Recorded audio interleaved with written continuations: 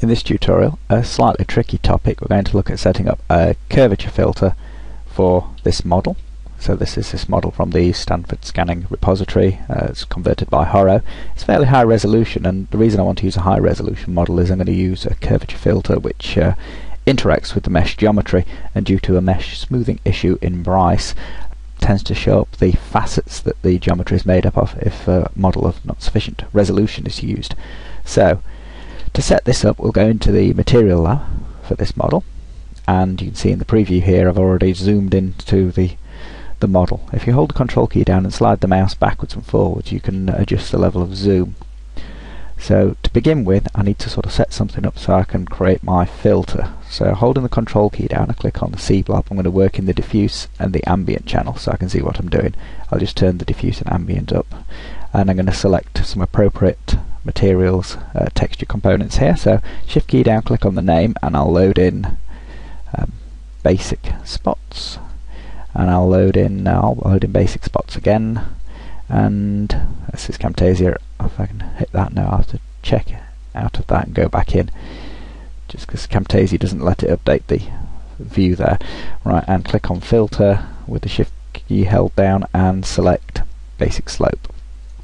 So my basic slope is going to become a curvature filter, and these I'm just going to set to complete colours. So go into the texture source editor, and I'll adjust this filter so it's producing a red output, and then go into the texture source editor for this one and adjust this filter up and select green for the output there. So I've got two distinct colours, and I go into the texture source editor for this one and select curvature filter. I'll switch off the colour so I can see what the channel is doing. So already you can see we've got some curvature filtering going on, although it's predominantly green on the outer edges, and on the flatter surfaces it's turning red. Now it's also a good idea to be aware what the alpha channel is doing. So if we set a dot in the C channel for reflection and then turn the reflection up, you can see that the areas which are green are getting the white from the alpha, which is making that reflective. So the white areas are selecting green, and the black areas are selecting red. At the moment though, the filter is not very useful. We'll switch to the main view so you can get an idea of how this looks in the main render.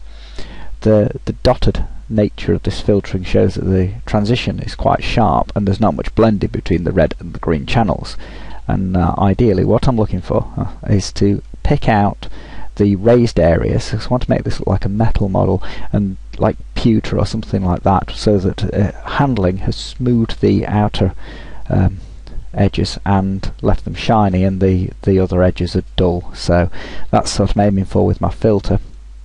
So back in here, and we'll look at the options under the material options here. Right, we've got calculate curvature, linear scaling. Now that adjusts the way that it addresses the filter to determine what the transition point appears and how compressed it is.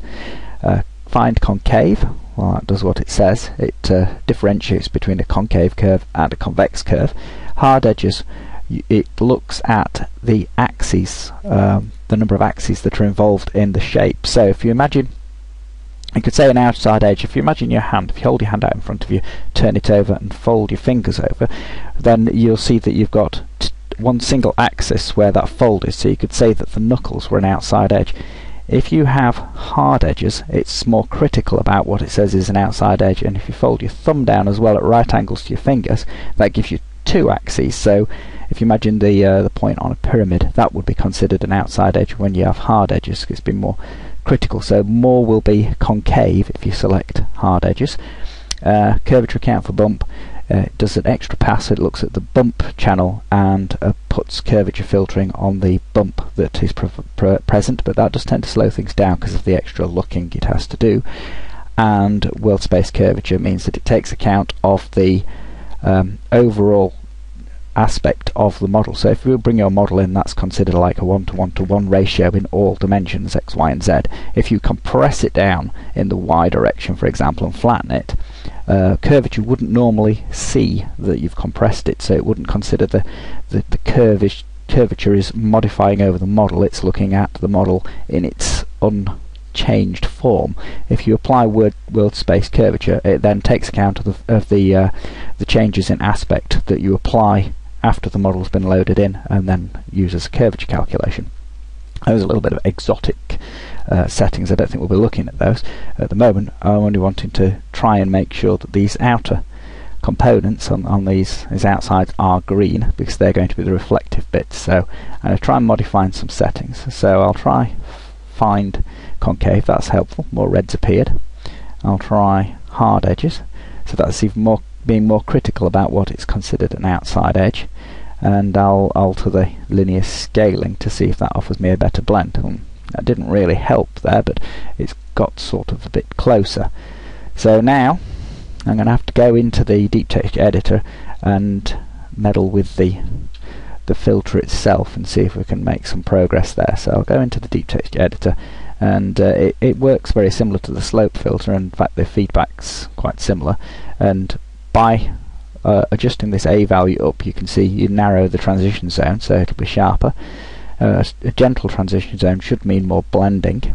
You also have the option, if you wish, to reverse the filter, which is in this case not helpful because it was already in the direction I wanted it. Reset. If you wanted to reverse the filter, so we'll cover this aspect, then you could do it by modifying the values here, which is sometimes a bit tricky. Or if you just wanted a straight inversion, you'd drag it into the second component, use subtraction, set this filter up so it's fully white, then you get a complete inverse, which just makes life a little bit easier than modifying the filter values there. So anyway, a bit of a digression there. Right, I'll try and get back to modifying this filter to get the effect I'm looking for. So I'll try low down on this edge to start with and see if that's the correct direction to go in. Now, as it happens, it is. So fiddle with the filter a bit, try and get the blending pattern you want. As you can see, I've got this green on the outside edge, which is going to become reflective, and red is going to be the non-reflective area.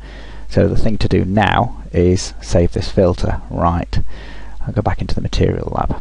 When you save this filter component, it doesn't save its settings with it, so you need to find some way of recording those settings so you can restore them, because if they're not set in the same way, then you get different effect on the filter. So I'll try and remember this. So I've got a tick and no tick, tick, tick, no tick, no tick. Right, so I'm going to say do it this way, though you can choose your own notation if you want. If you go to save it, well, I'll save it here in basic, it doesn't really matter where I save it. I'll add it to the library. I'll use CU to indicate curvature, then it was tick, no tick, tick, tick, no tick, no tick. So I'll just use C's and X's. So check, no check, check, check, no check, no check, just so I can find the right settings again. So that is now there, my curvature filter, the very last one. Right, the next thing to do is choose a material that I'm going to use, and I'll bring the filter in later on. So I go into the library, and I've got in the library here, so the shared materials that you can find on bryce5.com. I'm going to use this polished iron, so we'll just see how that looks on its own. You see it's a very simple material. Right, so that's going to be my starting point. It already looks okay, but it's not responding to the geometry of the model yet. So go back into the material lab, and holding the control key down, put a blob in the C, and it'll automatically switch something on in the B channel as well. So that's not actually doing anything at this point, but we might make it do something. And we'll put in reflection under the control of the curvature filter. Load my curvature filter in here, hold shift, go into the library, find wherever basic was here, basic, and pick it out. Then it tells me my settings there that I want, so I'll go in here, calculate curvature, find concave, hard edges. I can set the reflectiveness up here. I don't know how high I want it yet. I'll go for full, and then you can see the full effect. In this one, right, this is providing my bumpiness in the lowered area, so I'm going to turn the bump effect up so you can see this working. In this one I'm going to choose something very plain, so we'll go for clouds, and we've got this foggy. Right, see if that produces any significant bump. No, it doesn't. I'll give it a bit of bump, but and then compare it with the bump output from this, which is quite high frequency but at a low level. So maybe, having considered that, I'm going to turn the bump off here, so we've got no bump out from that at all. So we'll just see how things are progressing now I've introduced this. Right, okay, so these outer edges now are quite reflective, and they should also be very smooth, and the lower sections are of more bumpy. Let's set the bump settings up there, so it's getting in the direction that I wanted to go. Right, when you've got reflection in action, you also get something coming through the specular channel. So we'll turn this, we'll check the specular halo value. That's already quite high, but we'll make it very high. You can see now that's had quite a dramatic effect on the appearance of the material there. So it's having a strong specular response because I've turned that up. But I don't know whether I will be using this light setting, so that's another thing to consider. Probably went a bit high with that. If I just pick it out from the one above, what does that put me at? 252, and it's far less dramatic effect. This menu's just hanging around because of Camtasia Studio. Okay, so that's getting me somewhere like I wanted to be. Right, and now I'm considering whether or not to introduce any diffusion, because that'll change the colour response. Not diffusion, I could do it through the metallicity, so that'll bring in the diffuse channel into the reflection, so that will modify the effect of the reflection. You see it's made it darker now. I'm not getting much reflection on those bits though. We go back to this. See, I can... oh, I've accidentally loaded in another channel there. I don't know how I did that. It's probably due to Camtasia messing me about. So I go back to my texture, find where my filter was, and set it up. I don't know how that happened. Okay, but it's remembered its settings. So it's probably because of Camtasia hiding things from me with the menus. What I want to do is have this on a white background. So to achieve that, I'm going to go into Custom Sky, and I'm going to set these features to black at the moment and turn the clouds off. I'm going to use the Skylab atmosphere settings, and I want a white background, and I control that with the haze, but you can see it's tinted blue at the moment, so I'm going to use color perspective to get rid of that blue tint. So I'll set all these values up to maximum. You can see everything's vanished now, and then I can reduce the thickness to the point where I can just filter out everything behind the model and just have like a faded white background. So that was the idea behind doing that. So now you can see that it fades to white very quickly. I'm going to modify this ground plane. We'll turn the premium effects on and get some nice effects working with this. At the moment I'm going to turn off diffusion, make it fully reflective. I don't need to worry about that setting. Use metallicity to transfer the black. Use anisotropy to get an anisotropic reflection, and set the specular halo down, which controls the level of reflection, to a level where it's going to produce a bit of a visible image so it doesn't scatter it too much. So I'll set my ground material up, and now that'll interact with the fog and create a softer transition. So this reflection will only be modified when I get the specular effect turned on in the render options. So in render options, premium effects, blurry reflections, I've already got it set down to maximum ray depth of 4, so let's see how that looks now. So that should have softened the effect of the reflection there, and it also, by turning blurred reflections on, will have softened the reflections from the figure. So you can see we've got a monochrome image here, and the render time at 4 rays per pixel is only 40 seconds, so that's pretty good. So if we go into render options now, and I'll turn it up to 64 rays per pixel, and that should give us a nice soft reflection, and then we'll give that a render and see how it looks on this sort of fairly basic settings. Well, this is sort of the effect I was looking for, although I'm finding it a little bit dark and it's all blacks and whites. So I think I could probably do with introducing some colour. Before I do that though, good practice, I'm going to save. No, I'm not going to save image as, I'm going to export image, that's right. I'm going to save it in a HDR format, which is one of the high resolution formats. You could use that, or TIFF with 48 bits per pixel. This is just so that I've got more colour information if I come back to do any post work on this image, then providing I'm using a piece of software that can take advantage of the additional colour depth, then I've got more information. The important thing is that the render should be completed in one go from start to finish, and you export it the moment it finishes. Right, I'll just save this file and then we'll look at making a few modifications, perhaps introducing some light changes. So I'm going to use Skylab, I'm going to use image-based lighting, use HDRI image, I'm going to use one of Horrow's, I use this Treppenhall 2 1280 pixel diameter light probe, because I'm only going to use it as a light source, so it's not going to be visible. Perhaps vague reflections might be visible.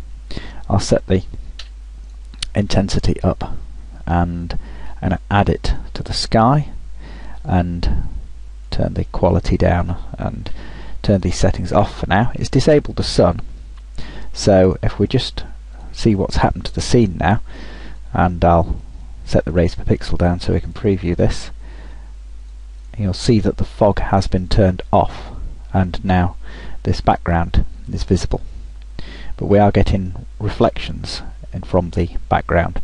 So what I'm going to do is use render options, true ambience rendering. I won't use boost light because I'm going to use the HDR as a source, and that should fill in some light when I provide a bit more from the HDR itself. So I could I'll start with 100 and see whether that provides any significant light.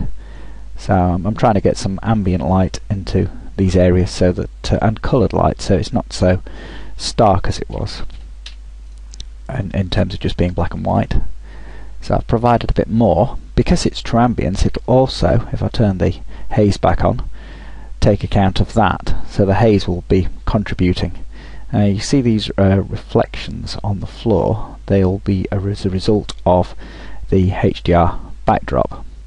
So because I'm using a blurred reflection and the setting on the material here as well as on the ground, you see these specular halos set right up, so that'll be a very blurred reflection. So I might be able to get away with using a specular convolved backdrop, which will save a bit of memory as well because it's only 800 pixel resolution. So you can see that's softened now, and I'll leave the sun disabled. I'll add that back to the sky and I'll turn the haze back on, and we'll have a look at the results of using that as potentially a light source. So you can see now that this area, which was fully black before, is now a bit lighter. We'll also introduce a radial light.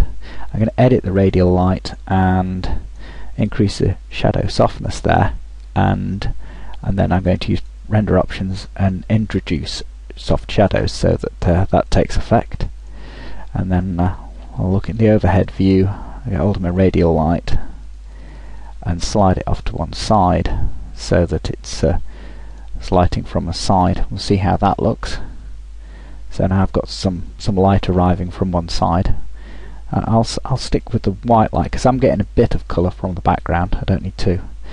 I don't know whether I should have another light just clipping this edge as I did in the other tutorial. So I'll try that. I'll use none, and I will colour this. I'll make it a grey blue colour. So we'll see how that looks just on that edge. It's rather like having that blue light on the edge. Right, I'll move it round a bit further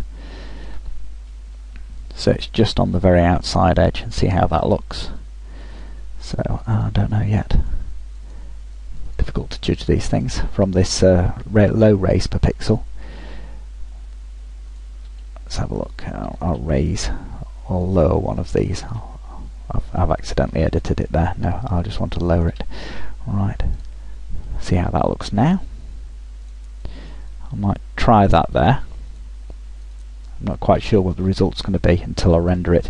The other thing I might consider doing, although it's not a very deep model as such, is applying a bit of depth of field to make it look like we're on a macro lens. So I've created a sphere and I'm going to hide it, and this is going to be my target for depth of field. So I'll place it where the head is, if I can work that out from this wireframe view, probably about there, and then go into the render options.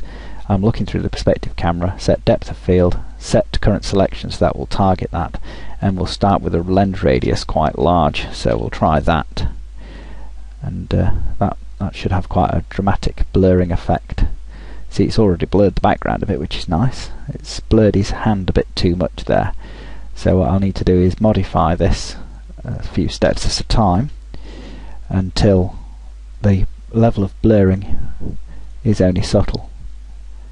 That's quite subtle, so I'll try 1.5 there, and then see if that's brought it up a little bit. I don't know whether that's going to be too much. Usually the rule is if I think it's going to be too much, it will be too much, so I'll lower it down. And the other thing is, to really judge the depth of field effect, you tend to have to turn the render options up, so I'll try 36, and that'll probably give me a bit of a better guide of the final result there. I get that feeling that might be a bit too much still, so just fine tuning these values. I go back to 1. I don't want to lose too much detail on the model, but I do want to give an impression that there's depth of field there. It's a difficult balance to strike. Okay, I'll try 0.8. Right. So as things stand, I just render this fairly low resolution and try and judge what the range of contrasts are in the scene. So there's a bit of dark under there. A little bit of dark's not too bad, but I just don't want too much dark. So I could try, in this plane here, I could introduce some ambient to make it glow slightly, and that might eliminate the dark under there, because it's a plain surface. I don't think that looking at the render you necessarily detect that that is ambient. It just reduces the darkness of that patch, so there's not a really black patch within the render, and it's got a nice range altogether. So I've set my lighting up now. I've got all my render options going, so the only thing to do is turn the raise per pixel. Let's see how 64 is going to take. It's going to take longer than last time because of using the true ambience render mode. I just tend to increase the render time there. So let's say half an hour. That's not too bad. It was 15 minutes last time. And what's the result of that going to be on the reflection? I think it was okay last time. It was not too noisy. So I'll pause the video here and we'll see how that looks with this slightly more sophisticated lighting setup. So, well, you can see this is progressing okay, but now it's come to light, I can see that the highlight here is interfering with our perception of the model, because it looks like there's a sort of cutaway there because it's so bright. And looking at the previous image, which looked like that, I think I preferred the light coming from the right. So I'm going to swap the light sources round. This is fairly easy to do. I don't need to have the plane under there. That makes I can just slide that to one side. I'll go back into the render options and drop the raise per pixel, and then I'll swap the light sources round a bit. I'll raise this one. We'll see if we can get an idea how it'll look the other way round. So I'm still keeping the light sources as they were, but I'm trying to get it so that it was more in keeping with the previous render. And at the same time I'm going to lower, well, there's my infinite plane, this ambient effect, because I'm still detecting its glow slightly, though I'm very sensitive to the glow of the ambient effect. Alright, so now I've got the blue light inside here and along this edge. I don't know how that's going to look. I think it works, but I think that I don't know whether I should go darker or should move this light out a bit, or maybe colour this light. I can always experiment with that. So if I give it an orangey tint, because that's usually offset nicely on the blue there, that might be nice. Because I was saying that it was a bit colourless before. We could just colour the lights and see what the effect of that would be. and it's going to pick up on the reflections there. So I'll just move that a bit closer and above. These are all set with soft shadows anyway, so they shouldn't cause problems for the shadow regions. I'm thinking this blue light might still be a bit too bright because I'd set it to fall off none. I could set the brightness up and just move it in and still get the same effect of it lighting on the edge, but without it burning out. So just gone for a little bit more of a subtle effect there. And then if I wanted to increase, well, I think it's going to need to be more actually. I'll try 100. It's getting bright again. Let's try that. So I'm just mostly trying to bring out the detail in this model using, well, first of all the curvature effect, and then lighting to respond to that curvature effect. But on the whole, I didn't want the whole scene to become very dark and stark as it did in that image. So I'll try taking the image-based lighting, which is not a direct light effect. It's coming through the true ambience optimization, because if we look in the render options, you remember that we're using true ambience and scatter correction there. And the alternative would be to start putting gel lights in, but I wanted to do a different approach from the last tutorial just for the sake of variety, show you that there's different ways of doing things. So, well, that looks promising. I'll not know until we've given it a full render, so I'll go back to my render options, hit 64 rays per pixel, which we know is going to take about half an hour, and then well, I'll just let that do its first pass and see what its prediction is. Here we go, 30 minutes. Right, I'll pause the video again. Yeah, I didn't really intend this to become such a long-winded project, but okay, so it's getting there. But now what I'm thinking is that these reflective areas are just too matte, so I'm going to modify the material again, and where it's this specular halo which is causing the blurring, I'm going to take that off now. So it's done it again. I know what happened. When I was trying to turn this menu off, I accidentally clicked it over onto the texture. So if I just check out of that again, this is Camtasia that's stitching me up here. So I want to take the specular halo, I'll make it black, I'll not use the alt menu there, and that'll mean that these reflections are not blurred, which you hopefully mean that they pick up some of the background. So I'll just drop this to 4 rays per pixel and see if we can. So they should now look a bit sharper, like the polished, a bit too polished I think, but they should be picking up some reflection from the backgrounds now, and that'll change the characteristics a bit. So I'll go back into here. Right, I was saying about using diffusion before. What will happen if I introduce a bit of diffusion in there? Because that's going to change things a bit as well. Okay, right. I'll make the specular. I'll use a grey colour. What's that going to be? 121. I'll lower it a bit. I'll try that. Right, not hit the button there. So I want to sharpen them up a bit, but not to. So that's gone too far in that direction again. This is a difficult balance to strike for the effect I'm aiming for. We'll try 150-ish. 150. Right, so that will be a bit more blurred than it was, but still more reflective than it was. So yes, I'm thinking that I want the highlights from the background, but it's not getting through the fog. If I just knock the fog off temporarily, Alt key down on the fog, you can see that we've got the backdrop, and that should give me more on these reflections now. So, but I've lost my nice white, well, haze background, and those reflections are looking quite sharp. So back into the material lab, and I'll raise it to, well, 200. I'll try that value now. So because I've already got the specular convolved backdrop, the reflections already are sort of a bit blurred on their own. Right, back to material, bring more diffuse in, see what effect that's going to have. Should lighten those areas where we've got a diffuse response, and also we've got to be aware this is a bit of a complicated thing. If you use alpha scaling, it changes the relationship between the diffusion and the reflection value, particularly for lower values. So we'll show that here. We'll look how bright the reflection is, and then switch alpha scaling off, and you can see that that comes in brighter. So it's another thing to balance, so I don't have to use full reflection. If I've got alpha scaling turned off, it's going to bring some diffuse in.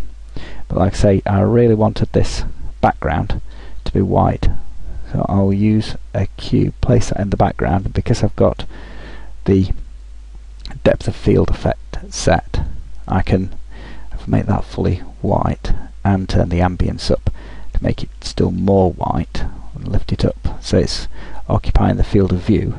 The transition should be blurred anyway. We can see that the whiteness from the ambience now is interacting with this ground, so that might give me the effect I'm looking for.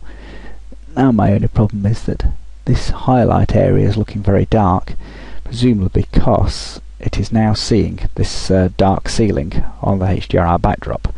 So I'll try increasing the intensity of the backdrop. We'll see what effect that's lightened it considerably there. Well, it's an interesting effect. I don't know whether it was quite the effect I was looking for, but it might be a happy accident. So what I'm going to do is I'm going to boost my radial light output here, because I see this is going on a bit, this video, and that wasn't really my intention, and I'll stop meddling with it and we'll see how that renders out. So you've seen quite a few different options and adjustments there. Hopefully it's not gone too fast for you at the end, but I'm thinking that if you're watching this video you're probably already quite familiar with the advanced options in Bryce, so I'll just pause the video there. There then is the final result after quite a lot of fine adjustment and fiddling.